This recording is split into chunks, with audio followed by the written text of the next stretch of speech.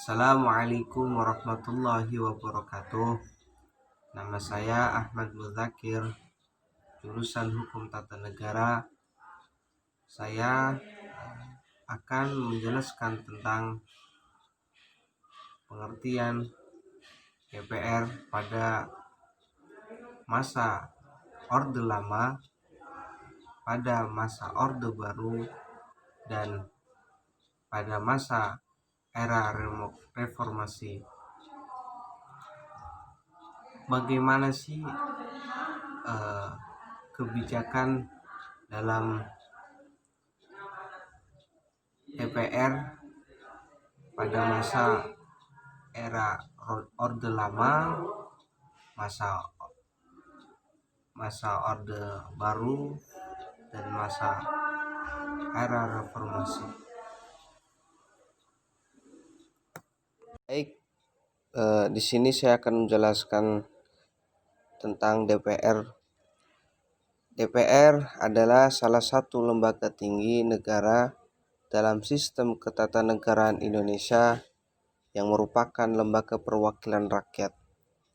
DPR terdiri dari atas anggota partai politik peserta pemilihan umum yang dipilih melalui pemilihan umum. Pada awal kemerdekaan, lembaga-lembaga negara yang diamanatkan Undang-Undang Dasar 1945 belum dibentuk. Dengan demikian, sesuai dengan pasal 4 aturan peralihan dalam Undang-Undang Dasar 1945, dibentuklah Komite Nasional Pusat atau bisa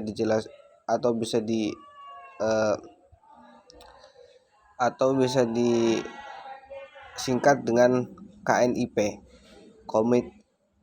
Komite ini merupakan cikal bakal badan legislatif di Indonesia.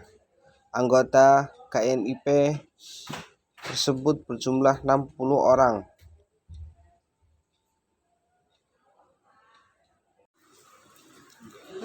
Sejak lahir hingga berusia 70 tahun saat ini, Dewan Perwakilan Rakyat mengalami pasang surut. Setidaknya ada 3 periode, yakni Orde Lama, Orde Baru, dan reformasi yang dilalui oleh DPR.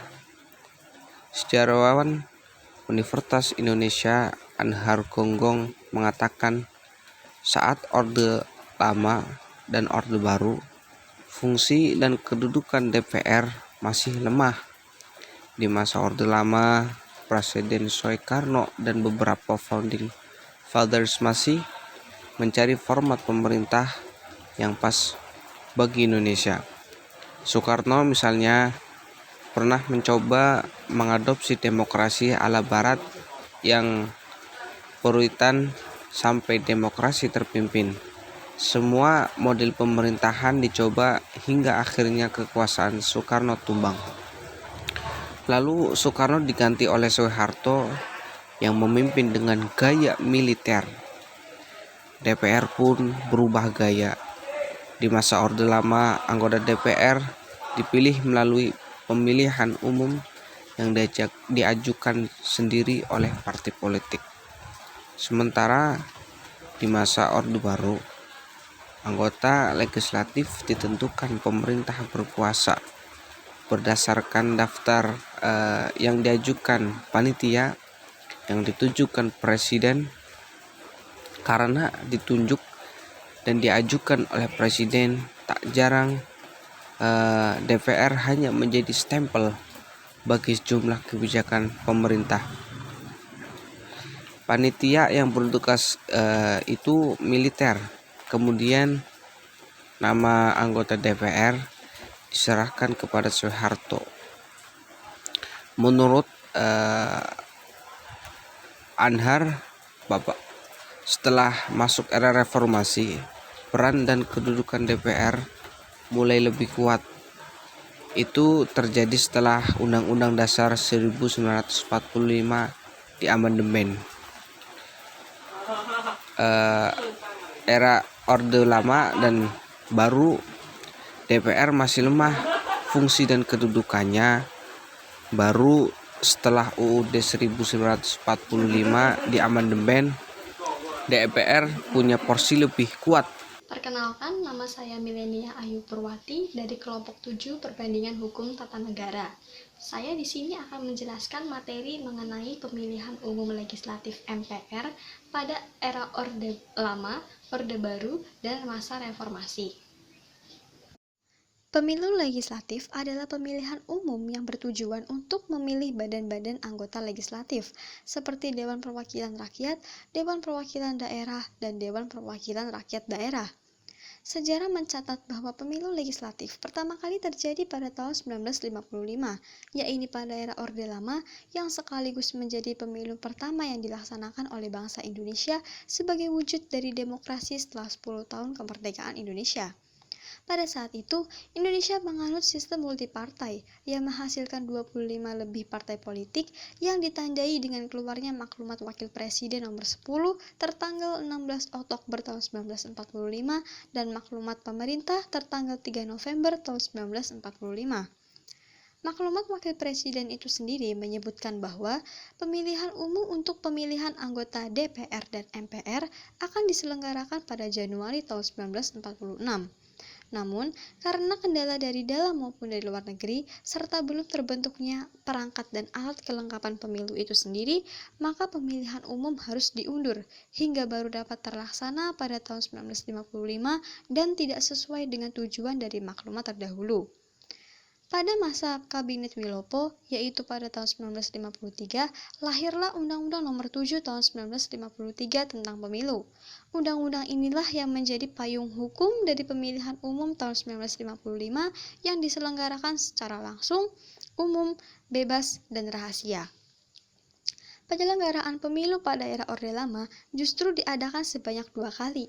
Yang pertama pada tanggal 29 September tahun 1955 untuk pemilihan anggota-anggota DPR dan pada tanggal 15 Desember tahun 1955 untuk pemilihan anggota Dewan Konstituante. Pada awal masa Orde Lama, MPR belum dapat dibentuk secara utuh karena gentingnya situasi pada masa itu. Dan pada awal berlakunya Undang-Undang Dasar tahun 1945 sebelum amandemen, dimulailah lembaran pertama dari sejarah MPR itu sendiri, yakni dengan terbentuknya KNIP atau Komite Nasional Indonesia Pusat sebagai embrio dari MPR itu sendiri. Sedangkan Dewan Konstituante yang semula diharapkan dapat menetapkan Undang-Undang Dasar ternyata juga menemui jalan buntu. Sehingga dalam suasana yang tidak menguntungkan kala itu, tanggal 5 Juli tahun 1959, Presiden Soekarno akhirnya mengeluarkan dekret presiden yang berisikan pembubaran konstituante, berlakunya kembali Undang-Undang Dasar tahun 1945 dan tidak berlakunya lagi Undang-Undang Dasar sementara tahun 1950, pembentukan Majelis Permusyawaratan Rakyat Sementara atau MPRS dan Dewan Pertimbangan Agung Sementara atau DPAS. Jumlah anggota MPRS pada waktu dibentuk berdasarkan keputusan Presiden nomor 199 tahun 1960 berjumlahkan sebanyak 616 orang yang terdiri dari 257 anggota Dewan Perwakilan Rakyat Gotong Royong atau DPR-GR, 241 utusan golongan karya, dan 118 utusan daerah. Setelah kita mengetahui pemilihan umum legislatif di era Orde Lama, selanjutnya kita akan beralih kepada pemilihan umum legislatif di era Orde Baru. Pada prakteknya, pemilu pada era ini baru bisa diselenggarakan pada tanggal 5 Juli tahun 1971, yang berarti setelah 4 tahun Soeharto berada di kursi kepresidenan. Pada waktu itu, ketentuan tentang kepartaian kurang lebih sama dengan yang diterapkan oleh Presiden Soekarno. Sebagai pejabat presiden kala itu, Soeharto tetap menggunakan MPRS dan DPR-GR bentukan Soekarno. Hanya saja, ia melakukan beberapa pembersihan terhadap lembaga tertinggi dan tinggi negara tersebut dari sejumlah anggota yang dianggap berbau Orde Lama. Satu hal yang nyata menjadi perbedaan dengan pemilu-pemilu sebelumnya adalah bahwa sejak pemilu tahun 1977, pesertanya jauh lebih sedikit, yaitu hanya terdapat 2 partai politik, yaitu Partai Persatuan Pembangunan atau P3 dan Partai Demokrasi Indonesia atau PDI, serta hanya terdapat 1 golongan karya saja. Jadi dalam kurun waktu 5 kali pemilu, yaitu pemilu pada tahun 1977, 1982, 1987, 1992, dan 1997, pesertanya hanya 3 itu tadi. Hasilnya pun tetap sama, Golkar selalu menjadi pemenangnya. Keadaan ini pun secara langsung dan tidak langsung membuat kekuasaan eksekutif dan legislatif berada di bawah kontrol golongan karya. Di masa pemerintahan Orde Baru, anggota legislatif ditentukan oleh pemerintah yang berkuasa, berdasarkan daftar yang diajukan panitia yang ditunjuk oleh presiden itu sendiri. Karena ditunjuk dan diajukan oleh presiden, tak jarang anggota legislatif baik MPR maupun DPR hanya menjadi stempel bagi sejumlah kebijakan pemerintah saat itu saja. Teman-teman, itu dia tadi penjelasan sedikit mengenai pemilu legislatif di era Orde Baru. Selanjutnya kita akan beralih kepada pemilu legislatif pada masa reformasi. Pemilihan umum legislatif pada era reformasi dilaksanakan secara langsung, yang artinya rakyat bebas memilih secara langsung wakil rakyat dan presiden. Pemilu pada masa reformasi juga sudah bersifat luber jurdil atau langsung umum, bebas rahasia, jujur dan adil seperti yang kita kenal pada era sekarang ini, serta jumlah partai politiknya pun tidak dibatasi dan telah dilaksanakan oleh Komisi Pemilihan Umum atau KPU yang juga dibentuk pada tahun 1999. Selain itu, keanggotaan MPR pun berubah seiring dengan amandemen Undang-Undang Dasar 1945 pada pasal 2 ayat 1, yang pada mulanya MPR terdiri atas anggota-anggota DPR ditambah dengan utusan-utusan dari daerah-daerah dan golongan-golongan. Setelah amandemen pasal 2 ayat 1 Undang-Undang Dasar 1945, keanggotaan MPR berubah menjadi terdiri atas DPR dan DPD yang anggotanya dipilih melalui pemilihan umum dan diatur lebih lanjut dengan undang-undang. Setelah reformasi pula, MPR menjadi lembaga negara yang sejajar kedudukannya dengan lembaga-lembaga negara lainnya. Tugas dan wewenang MPR pun secara konstitusional diatur dalam pasal 3 Undang-Undang Dasar 1945, yang sebelum maupun sesudah perubahan, salah satu tugasnya adalah untuk mengubah dan menetapkan Undang-Undang Dasar sebagai hukum dasar negara yang mengatur hal-hal penting dan mendasar. Bismillahirrahmanirrahim. Di sini saya akan melanjutkan penjelasan mengenai pemilihan umum Dewan Perwakilan Daerah atau pemilu DPRD. Yang mana kita ketahui, DPRD ini hanya dilakukan pada pada masa Orde Baru dan Reformasi. Pemilu DPRD pada masa Orde Baru. Pada masa Orde Baru ini kita ketahui, Orde Baru ini terjadi pada tahun 1966 sampai dengan 1998.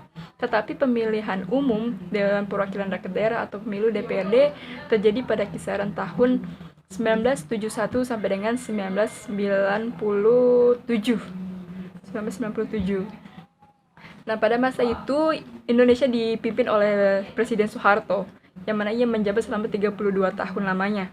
Pada masa itu pula, pada masa pemimpinan Soeharto pula, telah terjadi 6 kali pemilihan umum dengan pemilihan DPRD tingkat 1 dan DPRD tingkat 2. Di mana pada masa itu pula, pada masa Orde Baru ini, pemilihan umum DPRD dilakukan dengan sistem proporsional stelsel pemilihan terbuka. Yang mana artinya kekuatan perwakilan organisasi dalam DPR dan DPRD, pemilihan memberikan suara hanya pada satu partai, dan partai akan memberikan suaranya kepada calon dengan nomor urut teratas. Suara akan diberikan kepada urutan berikutnya bila calon pada nomor urut teratas sudah kebagian suara cukup untuk 1 kursi. Jadi, untuk pemilihan DPRD 1, daerah pemilihannya adalah 1 provinsi yang bersangkutan. Dan untuk DPRD tingkat 2, daerah pemilihannya wilayah dari 2 DPRD dari yang bersangkutan. Ketika saat itu kan yang terjadi adalah dengan sistem proporsional stelsel. Namun karena tidak hanya ada sistem proporsional stelsel, juga ada sistem distrik. Jadi ketika pada masa itu pula sistem proporsional tidak sepenuhnya sistem proporsional, namun juga ada sedikit warna sistem distrik. Di mana karena setiap kabupaten diberi jatahan 1 kursi anggota DPR untuk mewakili daerah tersebut. Pada masa Orde Baru ini, setiap anggota DPR mewakili 400.000 penduduk. Karena sebelumnya ada 2 sistem pemilihan umum, yaitu proporsional dan distrik, jadi di saat itu dipilih antara proporsional dan distrik, tapi yang dipilih adalah sistem proporsional. Kenapa dipilih sistem proporsional dan bukan distrik? Karena ketika sistem distrik dianggap itu merugikan eksistensi partai-partai politik. Jadi saat itu memungkinkan banyaknya partai politik yang akan ikut berperan dalam pemilihan umum, sehingga ya sulitlah untuk namanya pilih dalam selembar kertas yang sangat besar. Karena sulitnya menyederhanakan sistem pemilihan umum, membuat Soeharto melakukan beberapa tindakan untuk menguasai kehidupan partai, salah satunya dengan melakukan fusi. Ini ia menyarankan mengelompokkan diri dalam 3 golongan. Ada golongan spiritual, golongan nasionalis, dan golongan karya. Sehingga pada tahun 77 pemilihan umum dilakukan, terdapat hanya 3 partai yang sebelumnya sekitar ada 10 partai. Orde Baru ini penyelenggara pemerintah daerah dilaksanakan berdasarkan Undang-Undang Nomor 5 Tahun 1974. Pemilihan umum Dewan Perwakilan Daerah masa reformasi atau pemilu DPRD. Pada masa reformasi ini dimulai pada tahun 98. Yang kita ketahui apa yang terjadi ketika 98 itu merupakan suatu peristiwa yang sangat-sangat sangat benar-benar merubah sistem yang ada di Indonesia.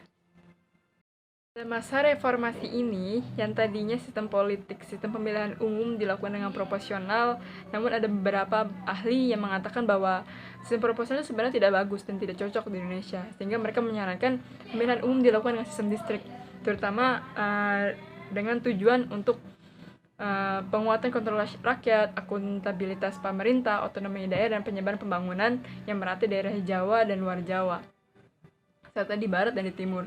Namun, sebagian ahli menganggap bahwa sistem proporsional ini bisa dipertahankan dengan mengalami perbaikan substansial yang sedikit banyak dapat mengakomodasi kritik dari para pendukung sistem distrik dengan beberapa perubahan tersebut. Jadi, salah satu perubahannya adalah 1. Menyediakan 2 alternatif memilih bagi pemilih. Jadi mereka yang ingin cara sederhana dapat mencoblos tanda gambar yang biasa. Jadi kan biasanya di kertas pemilihan umum itu kan ada partai dan bawahnya ada pemilihannya. Jadi ketika dia mencoblos orang, maka dia akan memilih orang tersebut. Tapi ketika dia mencoblos partainya, maka suaranya untuk partai tersebut. 2. Jika memakai sistem distrik, maka harus tersedia cukup waktu untuk mendiskusikan pro dan kontranya, serta mensosialisasikan perubahan ini kepada masyarakat, sehingga partai-partai kecil dan partai-partai baru bisa mensosialisasikan pendukungnya ke masyarakat yang ada.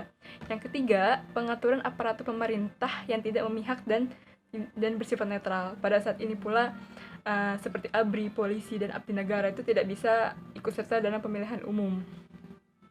Perubahan di antara sistem proporsional dan sistem distrik tersebut, ada satu perubahan yang benar-benar merubah sistem pemilihan umum, yakni dibukanya kembali kebebasan partai dalam bergerak, termasuk dalam mendirikan partai baru.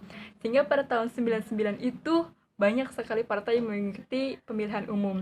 Terdapat sekitar 48 partai dari 180 partai politik yang terdata hingga akhir bulan Maret tahun 99. Banyaknya partai politik yang mendaftar sebagai konsekuensi dari keluarnya Undang-Undang Nomor 2 Tahun 99 tentang partai politik yang memberikan kebebasan berpolitik, yaitu kebebasan mendirikan partai politik.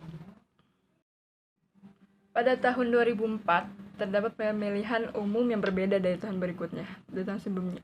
Pemilu untuk memilih anggota DPR dan DPRD, termasuk di dalamnya DPRD provinsi dan DPRD tingkat kabupaten atau kota, dilaksanakan dengan sistem berimbang atau proporsional dengan sistem daftar calon terbuka. Sedangkan untuk anggota DPD dilakukan dengan sistem distrik dengan berwakil banyak. Dan yang cukup menarik pada tahun 2004 ini, memberikan peluang besar secara afirmasi kepada pihak perempuan.